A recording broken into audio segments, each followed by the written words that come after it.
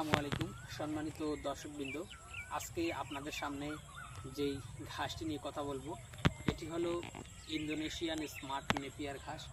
দর্শক, এই ঘাসটি মূলত আপনি আপনার খামারের গরু, ছাগল, ভেড়া, মহিষ, গাড়ল যে কোনো গবাদি পশুর জন্য আপনি এই ঘাসটি চাষ করতে পারবেন। এটি খুবই নরম এবং মিষ্টি ঘাস এবং খুবই রসালো ও স্বাদযুক্ত। বিশেষ করে এই ঘাসে রয়েছে আপনার 22 থেকে 25% মতো প্রোটিন এবং এই ঘাস খুবই নরম মিষ্টি।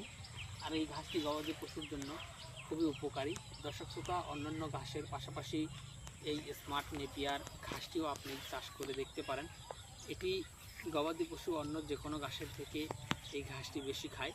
এর অনেকগুলো কারণ রয়েছে। প্রথমত কারণ হলো এই ঘাসটা পাতা বেশি। দ্বিতীয়ত কারণ এই ঘাসের পাতা দাঁড় কম বা এই ঘাস খুবই নরম মিষ্টি। আর এই ঘাসটিতে আরেকটি কারণ হলো ডাঁটা হয় কম। বিশেষ করে যারা পাকসনে কিন্তু ডাঁটাটা বেশি হয়, পাতাটা কম হয়। আর স্মার্ট নেপিয়ারের ডাঁটা হয় কম, পাতা হয় বেশি এবং এই পাতাতে দাঁড় হয়। তো দর্শক, আপনারা যারা খামার করবেন ভাবছেন, অবশ্যই খামার করার 2 থেকে আড়াই মাস আগে আপনাদের জমিতে ঘাস রোপণ করবেন। সেটা যে কোনো ঘাসই চাষ করতে পারেন, স্মার্ট নেপিয়ার অথবা জারা অথবা গুয়াতিমালা অথবা তাইওয়ান হাইব্রিড অথবা পানির ঘাস রয়েছে জার্মান হোয়াইট এবং অজানা, যে কোনো ঘাসই আপনারা চাষ করতে পারেন।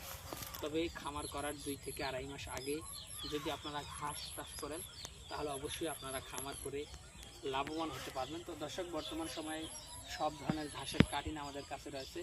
যে কোনো ঘাসের কাটিং আমাদের কাছ থেকে সংগ্রহ করতে পারবেন।